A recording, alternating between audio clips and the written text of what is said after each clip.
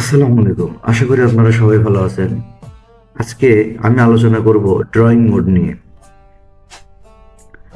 আমি যখন কোনো ডিজাইন করতে যাব তখন দেখা যাবে কি যে আমার কোনো শেপ আছে যেগুলোকে আমার টপ সাইডে রাখতে হবে।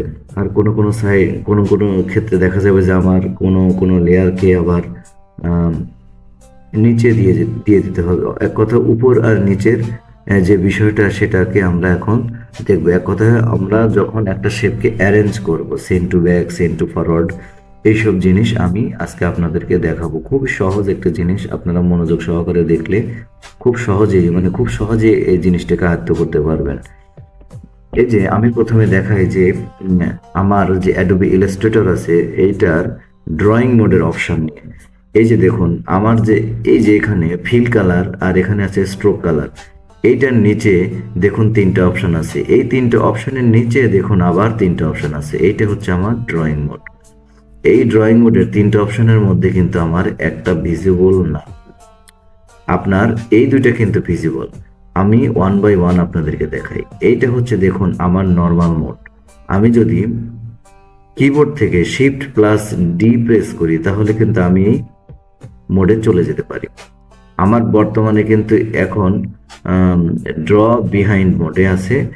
আমি প্রথমে আপনাদেরকে দেখাবো ড্র নর্মাল মোডটা। আমি যদি মাউসের লেফট বাটন প্রেস করে আমি এটাকে সিলেক্ট করি তাহলে কিন্তু আমার নর্মাল মোড হয়ে গেছে। আমি করলাম কি, একটি শেপ নিলাম, রেক্টেঙ্গল শেপ নিয়ে আমি এটাকে ড্র করে ফেললাম। ড্র করার পরে আমি এখানে আরো একটি শেপ নিলাম, সেটা হচ্ছে এলিপস টুল নিয়ে। আমি অল্ট শিফট প্রেস করে একটা সার্কেল ড্র করে ফেললাম এবং এটার কালারটাকে আমি চেঞ্জ করে দিলাম। এই চেঞ্জ করে দিলাম। এই যে দেখুন আমার যে এইখানে এখন কিন্তু মানে যখন যেটার উপরে যেটাকে আমি ড্র করেছি আমি কিন্তু এইটার উপরে ড্র করেছি, এর জন্য আমার এই সার্কেলটাকে এখানেই দেখাচ্ছে। এক কথা, আপনি যখন কোনো কিছু ড্র করবেন তখন অ্যাডোবি ইলাস্ট্রেটর অটোমেটিক্যালি আপনাকে কিছু লেয়ার ক্রিয়েট করে দেবে। এই যে দেখুন, এই যে আমি কিন্তু প্রথমে এইটা ড্র করেছি। এই যে দেখুন আমি যখন এই রেক্টেঙ্গলের লেফট বাটন প্রেস করি তখন কিন্তু আমার এইটা কিন্তু ভিজিবল। এই যে আবার যখন আমি এইটাকে প্রেস করি তখন কিন্তু আমার এইটা ভিজিবল। আমি আপনাদেরকে দেখাই যে ধরুন আমি প্রথমে এইটাই ড্র করছি। হ্যাঁ, আমার কিন্তু প্রথম ড্রয়িং এইটা। এখন আমি করব কি, আমি সেকেন্ড একটি শেপ ড্র করব। এখন সেকেন্ড শেপ ড্র যখন করব তখন দেখুন কি হয়। আমি এখানে স্টার টুলটা সিলেক্ট করলাম, করার পরে আমি অন্য একটি কালার সিলেক্ট করে নিই, তাহলে বুঝতে সুবিধা হবে। এই যে দেখুন আমি অল্ট শিফট প্রেস করে আমি স্টার ড্র করে নিলাম। এই যে দেখুন আমি এখন মাউসটা ছেড়ে দিলাম। মাউস ছেড়ে দেওয়ার পরে দেখুন কি ঘটনাটা ঘটেছে এখানে, যে আমি এইটা যখন পরবর্তীতে ড্র করেছি তখন কিন্তু এ আমাকে অটোমেটিক্যালি লেয়ার তৈরি করে দিয়েছে এবং এটা ফ্রন্ট সাইডে টপ সাইডে। এই কাজটা কিন্তু ফটোশপে অটোমেটিক্যালি লেয়ার তৈরি করে না, লেয়ারকে আপনার ফটোশপে সাজায় দিতে হয়। এই যে দেখুন আমি কিন্তু এটাকে এখন ফ্রন্ট, এখন যদি আমি এইখান থেকে চাই যে আমার লেয়ারটাকে আমি একটু উপরে নিচে করবো আর কি। এই যে দেখুন আমি এখান থেকে যদি লেয়ারটাকে নিচে টান দিয়ে উপরে নিলাম, এই যে দেখুন এই যে চলে গেছিল। এই যে আমি এই যে আমার যে রেড স্টারটা আছে আমি সেটাকে আমি নিচে নিয়ে আসলাম, এই যে দেখুন চলে এসেছে। এই কাজটা কিন্তু আমি এখান থেকেও করতে পারি। আমার এখান থেকে করতে গেলে কিন্তু একটু সময় সাপেক্ষ ব্যাপার। আমি কিন্তু এখান থেকে করতে পারি। ধরুন আমি এই স্টার টুলটাকে আমার এই যে রেক্টেঙ্গল শেপ এইটার নিচে দিতে চাচ্ছি, তখন আমি করব কি, আমি যে অবজেক্টটিকে ব্যাক সাইডে দিব সেই অবজেক্টটিকে সিলেক্ট করে আমি এখানে মাউসের রাইট বাটন প্রেস করব। করলে দেখা যাবে কি, এই যে দেখুন আমার এখানে অনেকগুলো অপশন আছে। এখানে দেখুন অ্যারেঞ্জের অপশনটি আছে। এই অপশনে এখানে যখন মাউসটা আনবেন তখন এই অ্যারোর এইখানে দেখুন এর আন্ডারে আরো অনেক অপশন আছে। আমি দেখুন এখানে ব্রিং টু ফ্রন্ট, আমার কিন্তু এখন এখানে ফ্রন্ট মানে আমার যে রেক্টেঙ্গল শেপ তার উপর সাইডে আছে, এটা হচ্ছে আমার বর্তমান কন্ডিশনে আছে bring forward send backward send to back. আমি যদি এখন দেখুন আমি ব্যাক সাইডে দিয়ে দিই তাহলে দেখুন চলে গেছে। এই যে দেখুন, এই যে অনেক সুন্দর মতো করে চলে গেছে। এই কাজটি আমরা এখান থেকেও করতে পারি। তাহলে এবার আমরা দ্বিতীয় অপশনটা দেখি। এই যে আমার দ্বিতীয় অপশনটি হচ্ছে ড্র বিহাইন্ড। এক কথা আমি যে এর আগে ড্র করলাম, এই যে কন্ট্রোল জেড সেভে পিছনে চলে গেলাম, ড্র বিহাইন্ড। আমি যে এই স্টারটাকে আমি যেভাবে আর কি এই রেক্টেঙ্গুলার পিছনে দিলাম, এইটা যদি আপনি এখান থেকে করতে না চান, এই যে এভাবে ধরে যদি করতে না চান, তাহলে কিন্তু আপনি এখান থেকেও করতে পারবেন। আমি দুইটা শেপকে ডিলিট করে দিলাম, দেওয়ার পরে আমি যদি এই মোডটি সিলেক্ট করে নিই, নেওয়ার পরে আমি করলাম কি একটি রেক্টেঙ্গল টুল ড্র করে দিলাম।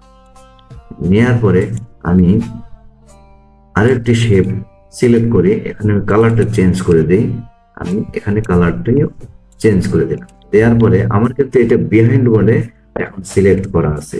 আমি যদি এখানে অল্ট শিফট প্রেস করে যদি আমি একটা সার্কেল ড্র করি, তাহলে দেখুন সে কিন্তু সরাসরি মানে এই লেয়ারের নিচে চলে যাচ্ছে। এখানে দেখুন এই লেয়ারের নিচে চলে যাচ্ছে। এখন আমরা তৃতীয় অপশনে যাই। তৃতীয় অপশনটি হচ্ছে এই যে দেখুন আমার এখানে কিন্তু এই অপশনটি ভিজিবল না। এটা আপনারা সবসময় ভিজিবল পাবেন না, যখন আপনারা ড্রয়িং মোডে চলে যাবেন তখন এই অপশনটি পাবেন। ড্রয়িং মোড বলতে আপনাকে বোঝাচ্ছে হচ্ছে আমি যখন এই টুলটি সিলেক্ট করলাম, করার পরে আমি এখানে একটি রেক্টেঙ্গল টুলটি ড্র করে নিলাম। এই যে দেখুন ড্র করলাম। ড্র করার পরে দেখুন আমার এই যে মোডটি আছে ইনসাইড মোড, এই মোডটি কিন্তু এখন আমার ভিজিবল। আমি কিন্তু এখানে চাইলে এখন আমি আমার প্রয়োজন মাফিক ডিজাইন করতে পারি। এই যে দেখুন আমি প্রথমে করলাম কি রেক্টেঙ্গলটাকে আর একটু ছোট করে নিলাম। নেওয়ার পরে আমি করলাম কি আমি এখান থেকে এলিপস টুলটি নেওয়ার পরে আমি যদি অন্য একটি কালার দিয়ে দিই তাহলে বোঝানোর সুবিধা হবে। আমি যদি এখানে একদম সেন্টার থেকেই অথবা সাইড থেকে যদি আমি একটি সার্কেল ড্র করি, অল্ট শিফট প্রেস করে আমি সার্কেল ড্র করি, এই যে দেখুন, এই যে দেখুন কত সুন্দর মতো করে এই যে ড্র হয়ে গেছে। এই যে দেখুন, এই যে এই যে এই যে দেখেছেন, এই যে ড্র হয়ে গেছে। এই যে এটা কিন্তু অটোমেটিক্যালি হয়ে যাচ্ছে। এই যে এই যে দেখুন, এই যে আমি যদি আবার এইখানে যদি আমি আবার এই ড্রয়িং মোডটাকে প্রেস করি তাহলে দেখুন কি হয়। এই যে দেখুন আমার কিন্তু এই জিনিসটা হয়ে গেছে। এখন আমি এই জিনিসটাকে আমি আপনাদেরকে আরো একবার দেখাই তাহলে জিনিসটা ক্লিয়ার হবে। আমি ধরুন এটাকে ডিজাইনটাকে আমি সাইডে রেখে দিলাম। আমি করলাম কি আমার এই যে এই একটি শেপ নিয়ে আমি নর্মাল মোডে দিয়ে একটি শেপ নিয়ে এটাকে আমি ড্র করলাম। ধরুন আমি সার্কেল ড্র করি, এই যে আমি বৃত্ত নিলাম। নেওয়ার পরে আমি করলাম কি এখন কিন্তু আমার এখানে নর্মাল মোড আছে। এখন আমি চলে যাব কি ড্র ইনসাইড মোড। আমি এই মোডে যখন চলে যাব তখন দেখুন আমার এই যে বৃত্তটি আছে, আমার যে শেপটি আছে তার চারপাশে কিন্তু একটা এরিয়া আমাকে সিলেক্ট করে দিয়েছে। এখন যদি আমি এই সার্কুলের ভিতরে যদি আমি অন্য একটি শেপ ড্র করতে চাই তাহলে দেখুন কত সুন্দর মতো করে অ্যাডোবি ইলাস্ট্রেটর আমাকে তার জায়গা মতো বসিয়ে দিয়েছে। এই যে দেখুন আমি এটা মাউসটা ছেড়ে দেওয়ার পরে খুব সুন্দরভাবে চলে যাচ্ছে। এই যে দেখুন, এই যে আমি যদি কন্ট্রোল জেড চাপে আবার যদি আপনাদেরকে একটু দেখাই তাহলে দেখুন কত সুন্দর করে এই জিনিসটা আমাদের এখানে সে ড্র করে দিচ্ছে। এই যে দেখুন আমরা কিন্তু এখানে পেন টুল দিয়ে আমরা আমাদের প্রয়োজন মাফিক আরো অনেক ডিজাইন এখানে তৈরি করে নিতে পারি। এই যে দেখুন আমি জাস্ট দেখানোর জন্য আপনাদেরকে মানে শোয়িং করতেছি আর কি। এই যে দেখুন এই যে আমার যদি বৃত্তের এতটুকু জায়গা কালারিং দরকার হয় তখন কিন্তু আমরা এই মোডটি ব্যবহার করে ড্র ইনসাইড মোডটি ব্যবহার করে এই কাজটি করতে পারি। তো বন্ধুরা আজকে এ পর্যন্তই। আপনারা সবাই ভালো থাকবেন। আসসালামু আলাইকুম ওয়া রাহমাতুল্লাহ।